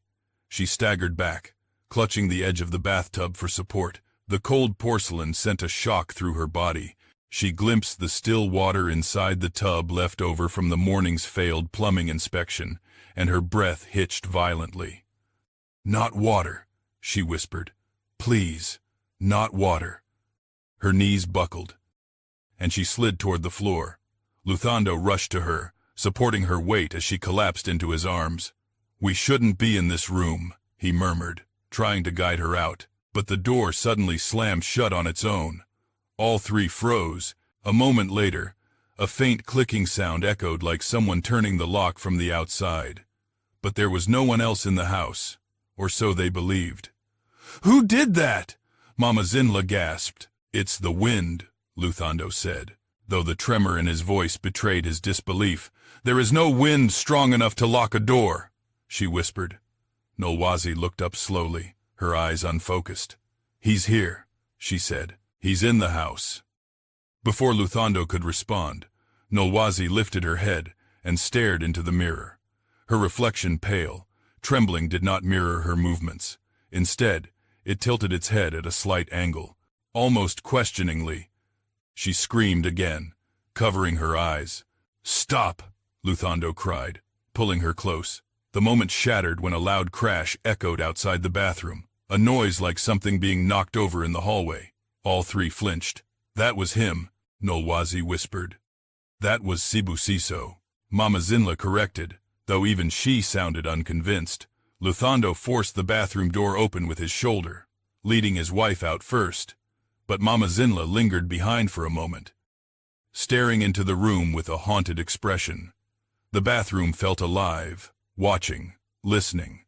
As they re-entered the hallway, the lights flickered again, longer this time. The shadows on the walls stretched unnaturally, bending in ways that made all three of them instinctively huddle closer together. It was then that Nolwazi turned to Mama Zinla with trembling lips. "I didn't want this," she whispered. "I didn't want us to hurt each other." For the first time, the older woman's eyes softened with true remorse. "I know, child," she whispered. "I know."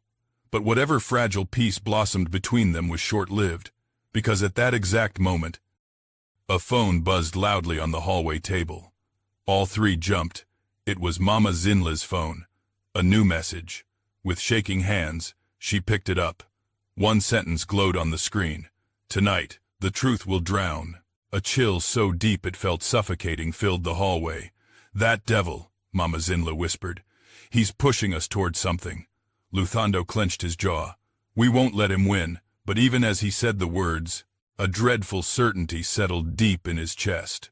Sibusiso was not simply watching anymore. He was preparing to strike, to manipulate, to orchestrate the perfect moment, And now he knew exactly where the family was weakest. The bathroom. The room tied to Nolwazi's deepest trauma. The room where fear transformed into panic. The room where one wrong move, one misunderstanding, one scream could turn into irreversible tragedy. As the evening crept closer, the sense of impending doom thickened in the air. None of them slept. None of them spoke. And none of them realized that the person watching them was already inside the house, waiting, listening, ready. Evening settled over the house like a suffocating fog, thick and heavy with an unseen threat. The quiet felt unnatural, too deliberate, too purposeful, as though the walls themselves were holding their breath. Luthando tried to keep the house brightly lit, checking each window twice, locking every door. But no amount of security could shake the sense that something sinister was drawing nearer, creeping closer with each passing second. Nolwazi sat curled tightly on the living room couch, clutching a pillow to her chest as though it were a lifeline. Her eyes darted to every shadow, every flicker of movement, every whisper of sound.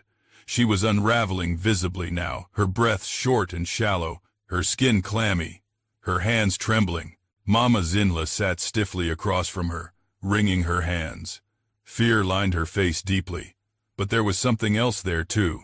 Regret, guilt, the weight of months of suspicion pressing down on her. The new awareness of Sibusiso's manipulation had shaken her, but it had not erased her fear of Nolwazi. "We cannot stay like this," she murmured, voice unsteady. "If that man is inside this house, we must act." "We will," Luthando replied, "but we need to think clearly. Fear is exactly what he wants from us." But as he said the words, he felt his own resolve falter. His stomach churned with anxiety. He kept imagining someone Sibusiso lurking behind every door, watching through every crack. Then came the first sound, a soft thump from the back hallway. Everyone froze. "Did you hear that?" Nolwazi whispered. "Yes," Luthando said, instinctively positioning himself between the women and the hallway. "Stay here." "No." Nolwazi grabbed his arm. "Don't leave us." He hesitated, torn between fear and responsibility, but before he could decide, the house shifted again, a faint clicking sound, almost like a latch being undone. It came from the direction of the bathroom. Nolwazi's breath hitched, her body curling tighter. "Not the bathroom. Please. Not there." Mama Zinla swallowed hard. "We cannot let him control us." But even she sounded unconvinced. Luthando took a slow step toward the hallway, then another.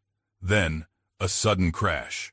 The sound split through the silence like a scream. Nolwazi yelped, covering her ears. Mama Zinla gasped, clutching her chest. "It came from the bathroom," Luthando whispered. "No," Nolwazi begged. "Don't go in there." But the noise repeated, a violent, shattering sound followed by a low murmur, almost like a voice. That was enough to propel Luthando forward. He strode down the hallway, heart pounding, fists clenched at his sides. The bathroom door was slightly ajar, a sliver of darkness visible beyond the frame. "Mama, Nolwazi, stay back," he ordered, but neither listened. Both women followed at a distance, compelled by fear, dread, and morbid curiosity. Luthando pushed the door open with a trembling hand, and froze. The mirror above the sink was shattered, shards glittering across the floor like ice. The shower curtain fluttered slightly, though there was no breeze. The bathtub was completely full again, water swirling slowly as if something had just moved through it. No one else was in the room, but the presence was undeniable. Nolwazi's breathing quickened dangerously. "He's here. He's here." She backed away, bumping into something solid. Mama Zinla, the older woman, turned around sharply, startled by the contact. Both women locked eyes. For a moment, time suspended between them, weeks of misunderstanding, months of tension, and years of unspoken wounds all suspended in that fragile space. But then, a figure moved. In the corner of the bathroom, behind the open door, something shifted just enough to catch Luthando's eye. "Sibusiso," he whispered. Before he could react, the shadow bolted. Luthando lunged, grabbing at the figure's shirt, but it slipped from his grasp. Sibasiso shoved him hard and darted down the hallway. "Stop him!" Luthando shouted, giving chase. But Sibasiso was quick. He ducked into the dark corridor, his footsteps pounding against the wooden floor. In the bathroom, Nolwazi collapsed against the tub for support, her vision blurring, her mind spiraling into memory and terror. The water in the bathtub seemed to pulse, rippling in rhythmic patterns that echoed her childhood trauma. "Mama," she whimpered, staring at the water as though it were a living creature. Mama Zinla approached her cautiously. "Nolwazi, listen to me." But she didn't get to finish. A sudden slam sounded from somewhere deeper in the house. A door shut forcefully, then another, then a heavy thud as though furniture had been pushed. "He's trying to trap us," Mama Zinla whispered. "No," Nolwazi said faintly, gripping the edge of the tub. He wants us in here." Her voice cracked, and she pressed both hands against her temples as memories stabbed through her mind. Her mother's screams, the violent splashing, the cold water closing over a face full of desperation, the helplessness, the guilt. It was too much. "Make it stop," she sobbed. "Please, make it stop." The sound of water gushing suddenly filled the room as the bathtub faucet switched on by itself, fully open, roaring with impossible force. The water level surged. Mama Zinla panicked. "Turn it off! Turn it off!" But Nolwazi backed away from the tub as though it were a monster. She shook violently, unable to approach. Then, a hand appeared behind her, not a stranger's, hers. She lifted it toward the faucet without understanding why. The movement felt distant, like she was watching her own body from outside her skin, as if her trauma were guiding her actions, not her conscious mind. "Don't," Mama Zinla whispered, stepping closer. "Nolwazi, look at me, child." But Nolwazi's eyes were fixed on the water, the reflection of a drowning woman that only she could see. "Mama," she whispered, her voice breaking. "I couldn't save her." "You were a child," Mama Zinla said, reaching out gently. "It wasn't your fault." But the words did not reach her. Instead, something else did, a whisper behind her ear. Soft, venomous, unmistakably male. "Finish what you started." She spun around, but no one was there. The whisper wasn't real, but in her fragile state, it became real. And Sibasiso, watching silently from the hallway corner, smiled. Everything was working. Everything was escalating exactly as he had planned. Now, all that was left was for panic to become action, for fear to become violence, for trauma to collide with reality, and for Nolwazi, teetering at the edge of her sanity, to make the mistake he had spent months engineering. A mistake involving water, a mistake involving Mama Zinla, a mistake that, once made, could never be undone. The bathroom hummed with tension as mother-in-law and daughter-in-law faced each other, one trembling with trauma, the other trembling with fear. Outside the room, the house fell eerily silent. Sibasiso watched through the slit in the doorway, waiting for the moment when he would strike again. Not with his hands, but with the final push that would send everything spiraling into tragedy. And that push was coming. Soon, very soon. The house had never felt so silent, so breathless, as though the very air knew something terrible was about to unfold. The shadows in the hallway stretched unnaturally long, clinging to walls and corners like dark fingers. The light bulb above the bathroom flickered weakly, its glow trembling as much as the people standing beneath it, and hidden just out of view. Sibasiso watched, hungry for the destruction he had engineered for months. Inside the bathroom, Nolwazi trembled violently, tears streaking her face as she backed away from the overflowing bathtub. Water sloshed over the rim, spreading across the floor like an unwelcome tide. Every splash triggered another flashback. Her mother's muffled cries, the violent thrashing, the helplessness that had crushed her young heart. "No, no, not again. I can't," she whispered, hands shaking uncontrollably. Mama Zinla reached out slowly, as though approaching a frightened animal. "Child, listen to me. You are safe. You must come away from the water. But Nolwazi wasn't hearing her. She wasn't seeing her. Her mind drifted in and out of the past, her mother's face superimposing itself over Mama Zinla's concerned expression. "Why didn't you save me?" a phantom voice whispered inside her mind. "I tried," Nolwazi sobbed. "I tried, Mama. You watched me drown." "No, I didn't want. Please stop, please." Her hands rose to her head, gripping her hair as if trying to tear the memories out. Mama Zinla glanced toward the hallway desperately. "Luthando, help us."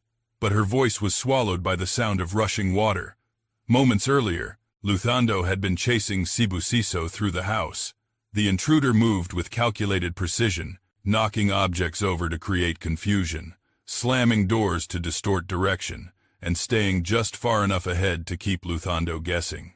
The chase led toward the back of the house, a perfect diversion, because the real target, the real chaos, was happening in the bathroom.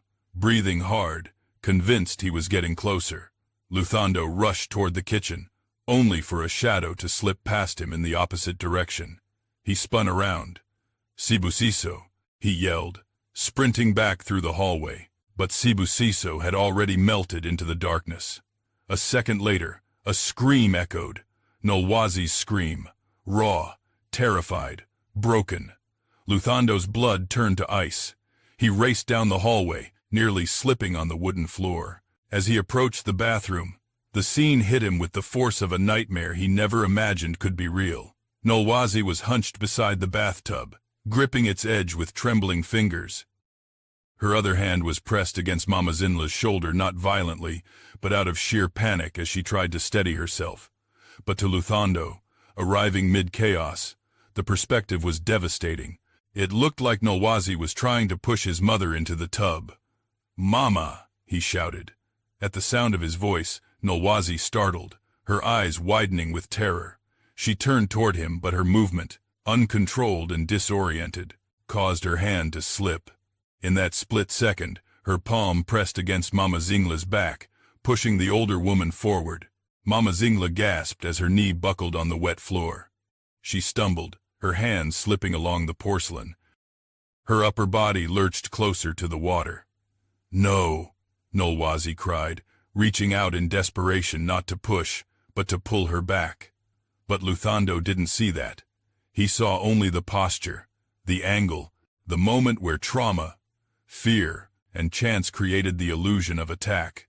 "What are you doing?" he roared, lunging forward. His voice boomed with shock, betrayal, and terror. Nolwazi froze, her heart splitting open as she realized what he thought he was seeing. "Luthando, please, it's not what you think." But he was already pulling her away, shoving her back with such force that she slipped on the wet floor and fell hard against the tiles. Mama Zinla collapsed to her knees, coughing violently as she tried to regain her balance. "Mama!" Luthando cried, helping her up. Nolwazi scrambled into a sitting position, tears pouring down her face. I wasn't hurting her, I swear I wasn't." But her voice fell on the ears of a man drowning in fear, a man who had walked into the one scene he was psychologically primed to misunderstand. "Stay away from her," he warned sternly, positioning himself between the two women. Nolwazi shook her head violently. No, you don't understand. I was trying to help, I was frightened, I thought. You were pushing her into the water," he shouted. "No, that's not." But he didn't listen. He couldn't listen. His world, the fragile home he'd tried desperately to rebuild, felt like it was collapsing right before his eyes. And his heart, stretched between mother and wife for months, finally cracked under the weight of misinterpretation. As if on cue, a soft shuffle echoed through the hallway. Sibusiso watched from the shadows, eyes gleaming with satisfaction. He had planned everything with meticulous cruelty. The broken lights, the overflowing tub, the locked door, the altered perspective, the moment of misunderstanding. And now the final stage was unfolding perfectly. He retreated silently, disappearing before anyone could sense his presence. Inside the bathroom, the emotional storm intensified. "Mama, are you hurt?" Luthando asked, steadying her as she clutched the tub for support. She hesitated, torn between fear, confusion, and a dawning realization that maybe, just maybe, Nolwazi had not intended to harm her. "I slipped," she whispered. But Luthando didn't hear her subtle shift. He only heard danger. Nolwazi crawled forward on her hands and knees, desperation twisting her voice. "Please, Luthando, you have to believe me. The water." I panicked. I couldn't breathe. "Don't come closer," he warned. She froze, and something inside her broke cleanly, painfully, irrevocably. The man she loved no longer saw her. The woman she wanted to call Mama feared her. And the shadow orchestrating everything had succeeded in isolating her completely. The walls of the bathroom felt like they were closing in, squeezing her chest. Her hands shook violently. The reflection in the shattered mirror taunted her, a woman lost, terrified, misunderstood. "I'm not a monster," she whispered, more to herself than to anyone else. Silence answered her, silence thicker than accusation, silence more suffocating than drowning. Luthando finally helped Mama Zinla stand and guided her toward the doorway. "We're getting out of this room," he muttered. Before leaving, he glanced back at Nolwazi, his expression a mixture of fear, confusion, and heartbreak. "I don't know what's happening to you," he said quietly, "but you need help." The words stabbed her like knives. As they left the bathroom, Nolwazi remained on the wet floor, hugging herself tightly as she rocked back and forth. Tears blurred her vision. Her heart shattered. Her whispered plea drifted into the dense, heavy air. "Please, don't leave me alone." But they left. They had to. They didn't understand the danger. And behind the hallway corner, Sibusiso smiled. The tragedy was right where he wanted it. One more push, one last moment, and everything would fall apart exactly as he had planned. The hallway pulsed with tension as Luthando guided his trembling mother toward her bedroom. The air so heavy it felt almost alive. He kept glancing over his shoulder, his mind racing, replaying the scene in the bathroom, his wife's hands near the water, the fear in his mother's eyes, the way the situation looked when he walked in. His heart was a battlefield. One side screaming that Nolwazi would never intentionally hurt anyone, the other side terrified that something dark had taken control of her mind. Behind them, Nolwazi remained curled on the wet bathroom floor, muffled sobs echoing softly against the tiles. The water from the overflowing tub continued to spread slowly across the floor. Reaching the doorway as if trying to chase after them, "Mama, sit here," Luthando said gently as he helped his mother onto the edge of her bed. But Mama Zinla couldn't stop shaking. "Son, she wasn't trying to kill me," she whispered suddenly. Luthando froze. Her words were barely audible, hesitant, fragile, but they hit him with the force of a hammer. "What did you say?" he asked, kneeling in front of her. "She didn't push me. She touched me, yes, but her hands were trembling. I felt fear, not aggression." He swallowed hard. "But when I walked in, you saw what you feared," she murmured, "not what happened." He sat back on his heels, stunned. For the first time, Mama Zinla wasn't feeding suspicion. She was dismantling it. "I think she's being tormented," she continued. "Not by demons, not by madness, but by someone who wants us to believe she is dangerous." Her voice cracked with remorse. "And I let myself believe it. I let him manipulate me." "Him?" Luthando asked sharply. "You mean Sibusiso?" Before she could respond, a faint creak sounded from the hallway. Luthando's head snapped up. Footsteps, soft, slow, deliberate, approached their room. He rose to his feet silently, muscles tensing like a predator, sensing another predator. Then, the footsteps stopped just outside the door. A breath barely audible, but unmistakable, whispered through the crack. Luthando flung the door open. The hallway was empty, but not entirely.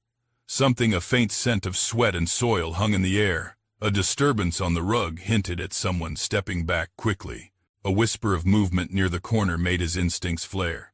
"Sibusiso," he shouted, sprinting down the hallway. "Mama, lock the door," he commanded without turning back. He reached the end of the hallway just as a shadow slipped into the living room. He followed, adrenaline burning through him. The living room was dim, lit only by the flickering bulb above. The curtains shifted slightly as though someone had brushed past them moments ago. A second later, a figure bolted toward the back door. Luthando gave chase. He tackled the intruder just as he reached the threshold, sending both of them crashing to the ground. Furniture toppled, a lamp shattered, and the house shook with the force of their struggle. "You ruined everything," Sibusiso snarled, trying to wrench free. "Why?" Luthando roared. "Why are you doing this to us? You think you deserve the life you have," Sibusiso spat. "You think you deserve the inheritance that should have been mine." Luthando punched him across the jaw, rage boiling over. "You terrorized my wife. You terrorized my mother. You destroyed our home." Sibusiso laughed a wild, unhinged sound. "That woman was already broken. I just gave her a little push." Luthando's blood turned to fire. "You manipulated her trauma," he growled. "You planted cameras. You stalked us. You sent those messages. And I was going to finish it tonight," Sibusiso hissed. "One more scare, one more little shove, and she would have drowned your mother for me." The admission detonated inside Luthando's skull. "You monster!" he roared. He tackled Sibusiso again, dragging him across the floor. The two men fought fiercely, punches, kicks, elbows. Sibusiso managed to land blows of his own. Fueled by desperation and spite, they crashed into a shelf, sending books and ornaments raining down around them. But Luthando was stronger. Fueled by betrayal, grief, and fury, he pinned Sibusiso down, slamming his fist into his cousin's jaw repeatedly until the man's resistance weakened. Behind him, a terrified voice cried out, "Luthando!" He spun around. Nolwazi stood in the hallway, her face streaked with tears, her eyes wide with fear and shock. Water dripped from her clothing. She had crawled out of the bathroom and followed the sound of the fight. "Please," she whispered, Don't become like him." Her plea snapped him out of his rage. He released his grip on Sibusiso, breathing hard. At that moment, blue and red lights flashed outside the window. Neighbors had called the police after hearing the screams and crashes. As officers burst through the door, Sibusiso made one last desperate attempt to escape, but Luthando seized him and forced him to the ground. "That's him," Luthando shouted. "He's been breaking into our home. He planted cameras. He terrorized us." The officers subdued Sibusiso quickly. He shouted curses as they dragged him away. "You think this changes anything?" he spat. "She will always be broken. You will never trust her again. The damage is done." His voice faded as he was pulled outside. Silence settled over the house again, heavy, painful, irreversible. Luthando turned to Nolwazi slowly. She stood trembling, arms wrapped around herself as though she were holding the pieces of her heart together. "I didn't hurt her," she whispered. "I didn't mean for anything to happen." Luthando's face softened with heartbreak and guilt. "I know," he said gently. "I know now." He took a step toward her. She flinched, not because of him, but because she no longer knew what her own mind was capable of. "Mama," Luthando called softly. Mama Zinla approached slowly from her room, her steps unsteady. She looked at Nolwazi with new eyes, not suspicion, but remorse. "I misjudged you," she whispered. "I let fear poison me. I am so sorry, child." The apology, a rare, genuine one, broke something inside Nolwazi. She sobbed, collapsing into Luthando's arms. He held her tightly, tears filling his own eyes. But as he held his fragile wife, he noticed something that made his heart stop. Wet footprints, leading from the bathroom to where Nolwazi stood. But some prints did not match her feet. They were larger, heavier, made by someone who had walked ahead of her, not behind. His stomach twisted with dread. Before he could investigate further, a faint thud echoed from the bathroom, the sound of something falling over. And just like that, everything, the understanding, the reconciliation, the moment of calm spiraled back into fear. Because Sibusiso might have been caught, but he wasn't working alone tonight. Or worse, he had set something else in motion, something already inside the house, something waiting in the bathroom. Luthando's breath hitched. The tragedy wasn't over. Not yet. For a few suspended seconds, the house returned to an uncanny stillness, as if the very walls were afraid to breathe. Outside, police radios crackled faintly as officers led Sibusiso toward their car. But inside, every sound seemed muted. Beneath the suffocating weight of dread, Luthando stared at the wet footprints on the floor, the ones that didn't match Nolwazi's. He followed them with his eyes, each step of water glistening beneath the hallway light, leading directly back toward the bathroom. A cold shiver crawled up his spine. "Stay here," he whispered to Nolwazi. "No," she murmured, voice shaking. "No, don't go in there alone." But he placed a reassuring hand on her shoulder. "You're safe now. Mama is with you." Mama Zinla stepped closer to Nolwazi, still trembling from the confrontation, but determined not to let fear dictate her actions anymore. She held the younger woman's hand gently, a gesture of protection, not mistrust. "Be careful, my son," she whispered. Luthando nodded and turned toward the bathroom. The closer he walked, the heavier the air became. The sound of a dripping faucet echoed down the hallway, slow, rhythmic, steady. The kind of sound that had once meant nothing, but now carried menace. He reached the doorway and stopped. The bathroom looked exactly as chaotic as before, the water overflowing from the tub, reflecting jagged fragments of the broken mirror on the floor. Steam fogged the air. Even though the water wasn't hot, the shower curtain fluttered softly, as if brushed by a hand, but no one was inside. He scanned the corners, the ceiling vent, even behind the door. Nothing. Yet the uneasy feeling gnawed at him, an instinct honed by months of manipulation and fear. Then something caught his eye. A movement, a shape, a reflection. Behind him, he spun around, but the hallway was empty. He exhaled shakily and stepped deeper into the room. The water's surface rippled again, though nothing had touched it. Ripples became waves. Waves became churning motion, as if something beneath the surface were moving. Not possible, he thought. It's just water. But every instinct screamed otherwise. He knelt to reach for the faucet handle, determined to shut the water off once and for all. That was when everything collapsed into tragedy. A scream pierced the air, high, shrill, agonizing. Not from the bathroom, from the hallway. "Mama!" Luthando bolted upright and rushed out, his heart slamming against his ribs. The sight he saw would haunt him forever. Mama Zinla lay collapsed on the floor beside Nolwazi, her body limp, her breathing shallow. Her eyes fluttered but did not fully open. Nolwazi knelt beside her, hysterical, trying desperately to lift her head. She fell, she just fell, Mama. Please, please. But then something else caught his attention. Footsteps, wet footsteps, approaching, not from behind him, from the direction of the front of the house. He lunged toward the living room and saw a dark figure dart out the front door.